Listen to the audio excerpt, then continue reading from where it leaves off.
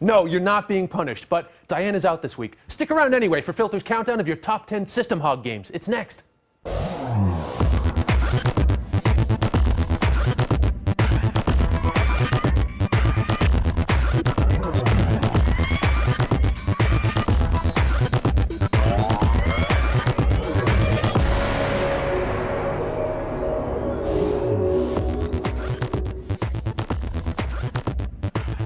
Welcome to Filter, the pop culture top 10 countdown show made with real buttermilk for that farm fresh taste. Unless you've been at sea a very long time, you know that I'm John Walsh filling in for Diane Mizota. We've got lots of cool new movies, music, and gadgets to show you, but first, close all your other applications and hang on tight as Intel presents your top 10 System Hogs. Warning!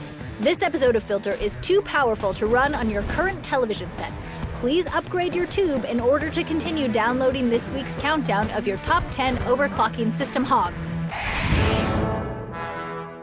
The epically fought battles in number 10's Battle for Middle-earth showcase the true justifications for war. World peace, personal glory, and the acquisition of snazzy accessories. Wait, what? All this battling is over a stupid ring? Jeez, I hope it's at least one size fits all. So when Battle for Middle-earth came out, it was so expansive in its scope with goblins and orcs and hundreds of creatures running around at once that it just chugged along. Online, people were talking about how this was one they were going to have to get a new video card for and maybe a new processor just because that was the speculation, because the graphics, they looked straight out of a movie. Why does everyone want that ring anyway? Surely there's better bling than that fugly thing. Number 9's Guild Wars is kind of like Star Wars, only you don't fight in space. And it's not set in the future. And there aren't cutesy little teddy bears frolicking about. Traversing Ascalon and working with a bunch of people, even though the areas were instanced, the ground textures and definitely a lot of the spell casting and being able to move while you are in combat definitely put a damper on your system.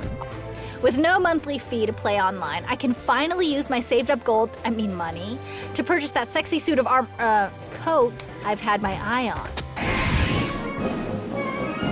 If it wasn't for number 8's Call of Duty, I would be lost in the ways of that pesky nationalist party. Thank goodness we have this game to give us a nicely rendered history lesson. In your face, Adolf! With Call of Duty, I think they hit the sweet spot where it looked just straight out of Saving Private Ryan. From the very first moment you step into the game, like it's all about the intensity of the war. It's all about the ambience, where landmines exploding, like mortars going off, like bullets whizzing by your head. Your system can't really handle that much unless you got a nice graphics card in there and a nice processor to go along with it. All that sound and fury takes a bite out of your system. So, before you pick this shooter, make sure your equipment is up to spec, soldier. What's with those weapons in Call of Duty? Haven't these people ever heard of energy swords and BFGs? And everybody knows the Germans had gay robots and magic devil powers. Games are just so unrealistic sometimes. Maybe it's time to take in a nice nature documentary like Madagascar. Yo, check this out! Got your kids hanging out with you all weekend? How are mommy and daddy going to enjoy the all-nude girl review if they've got the kids tagging along? Run down to the video store and rent Madagascar, starring Ben Stiller and Chris Rock, out on DVD this week. I like to move it. I like to move it, move it. I like to move it, move it. I like to move it, move it. I like to move it.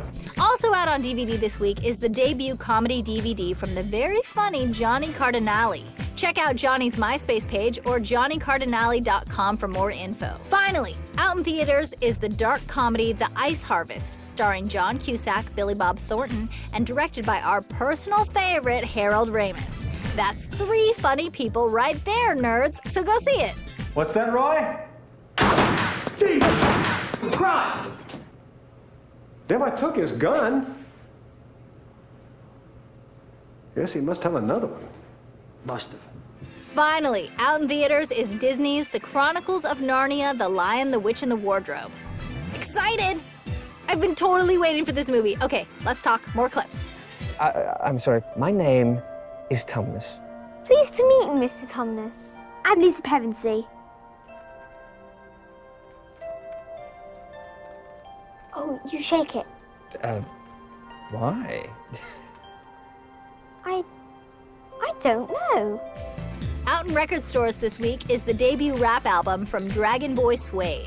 DBS keeps it real. In a recent interview in Sucka's magazine, DBS described his realness by saying, "In order to keep it real, one must rap about what one knows. I know my groin." Yeah, even though you're finer than a brand new Mercedes, I got a rule when it comes to you ladies. The child gotta be. If you so much as think about changing the channel, I'll do a halo drop into your compound late one night with my elite Strike Force operatives and game over, man, because that's how I roll. Counter-Strike Source is up next on our countdown of system-hogging games when Filter returns right after this.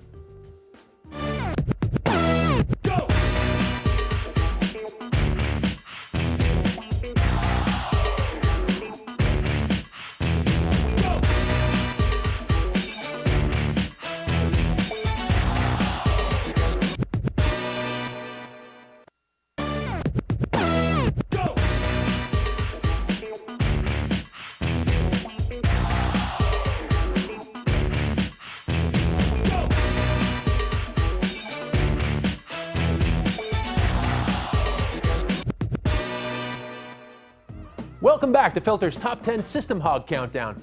To be a really effective Black Ops killing machine, you need nerves of steel, the reflexes of a jungle cat. And if our next two titles are any indication, about $500,000 worth of RAM. At number 7, Counter-Strike Source is a stunning update to the world's most popular online game. But those intricate textures, rippling water effects, and realistic physics will cost you.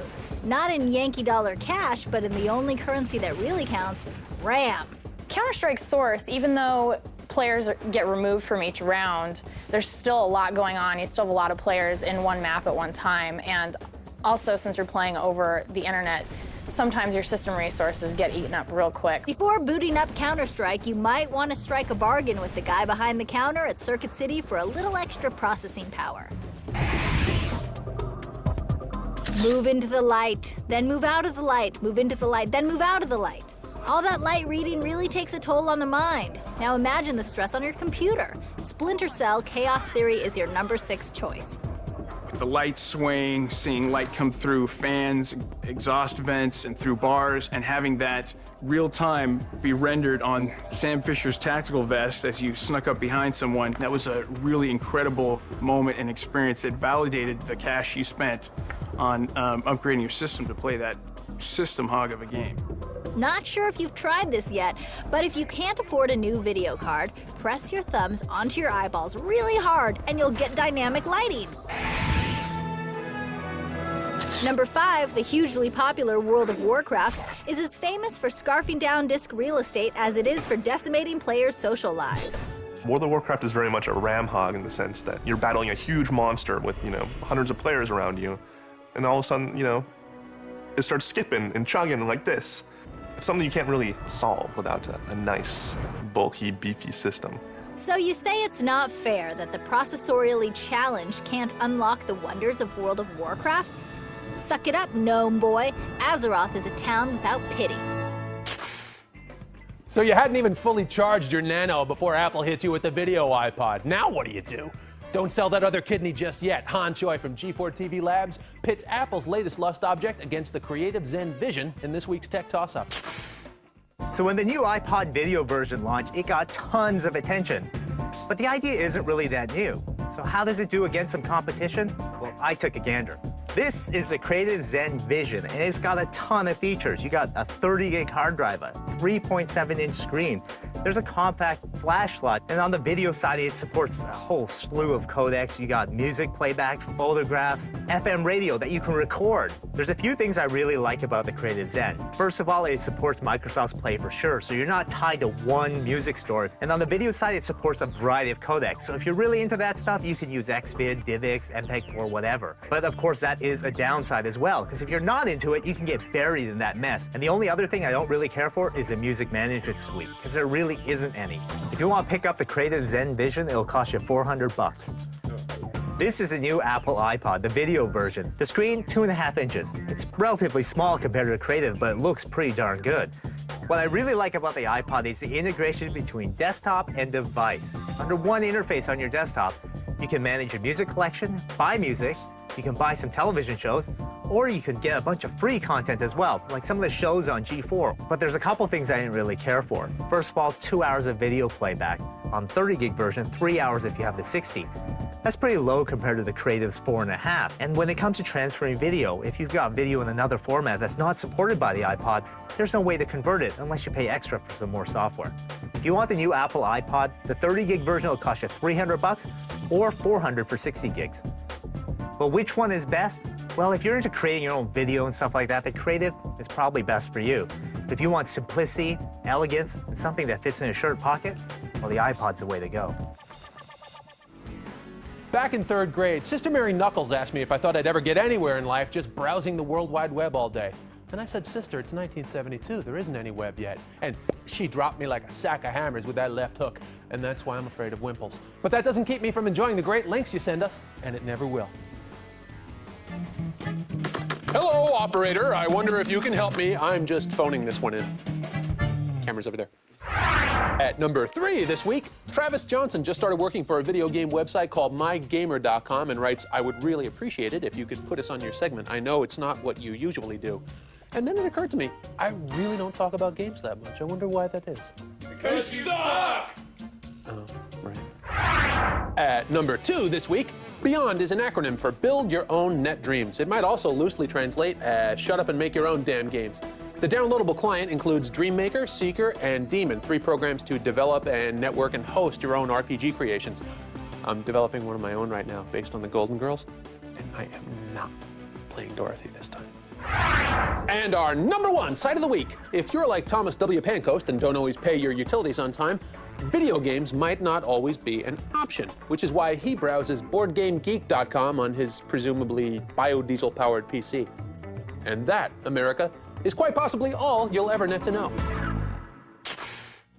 Got a site you gotta share? Send those links to nettoknow@g4tv.com. Coming up next, John Goodman touching his toes in the shower. Just kidding. Doom 3 is all over you on Filter's countdown of the top 10 system-hugging games right after this.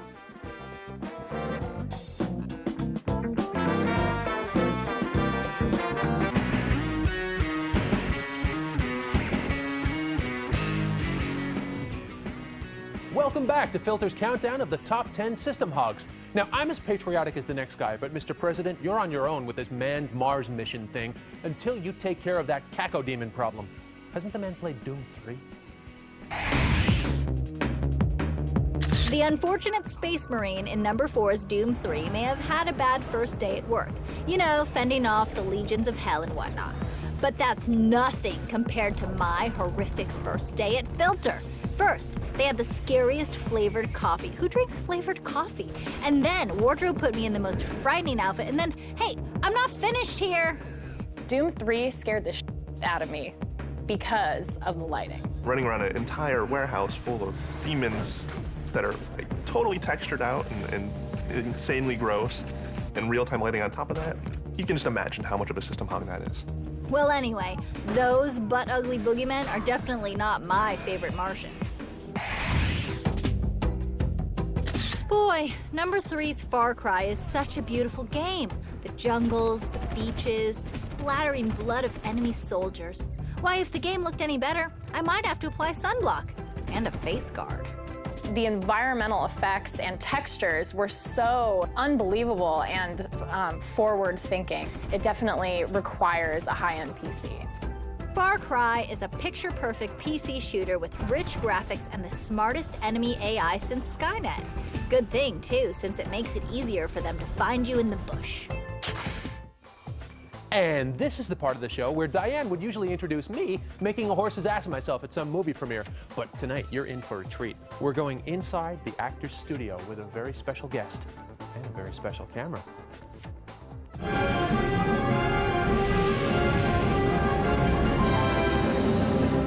Good evening. Once a generation, there comes an actor who so profoundly inhabits his role that he becomes synonymous with that character. For millions of fans of the Tarzan series, that actor was Cheetah. We join him tonight. Good evening and welcome. In 1934, you had a fortuitous encounter with a young Olympian-turned-actor named Johnny Weissmuller. Tell us about that.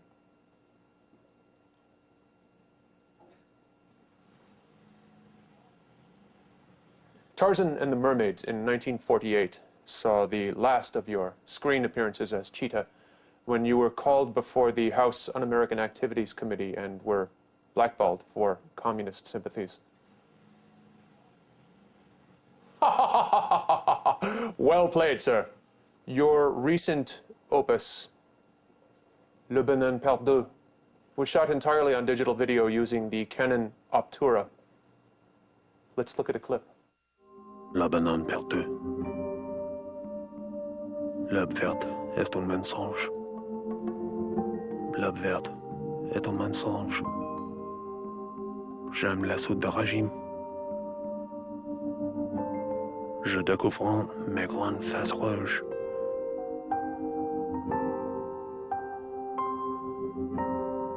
Van. The tool of the master's craft, the Canon Obtura. Is the medium truly the message?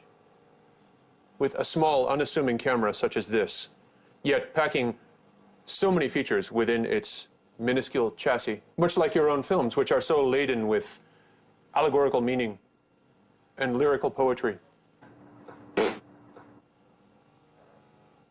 Is it true that even a baboon could make a film with this camera?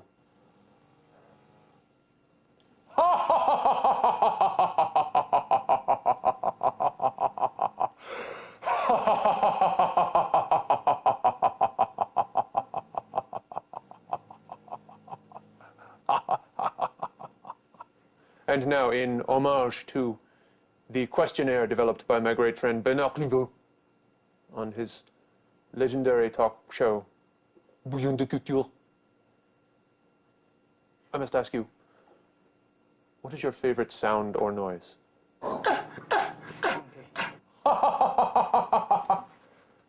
Genius! Thank you, Cheetah, an actor with whom we share 85% of our chromosomes and all of our most treasured film memories.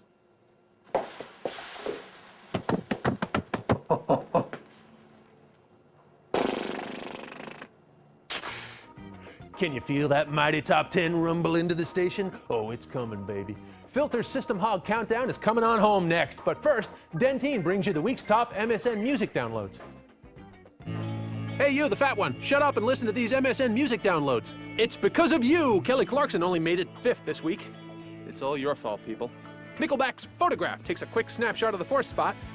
Christopher Brown's Run It runs it into 3rd place. Kanye West brings his Midas touch to Gold Digger. It's number 2. One lady lump or two. The Black Eyed Peas bring My Humps into the top spot. I'ma get you drunk, get you love drunk off my hump. What you gonna do? Let's take a look at what's coming out this week. Take a break from dishing out digital deaths and rest easy with Tom Nook and the rest of the Animal Crossing gang. Animal Crossing DS crosses into stores December 6th. If you think pronouncing the title of this strategy RPG hurts your head, just wait until you bang your noggin against the wall after tackling its tedious tactics. Popolo Croix ships December 6th. For such a portly plumber, that Mario sure is a sports MVP.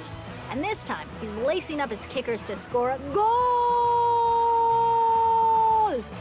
Super Mario Strikes flies into stores December 6th. Welcome back to Filter's countdown of your top 10 system-hogging games. Here's how your crazy mixed-up voting freak-out has gone down so far.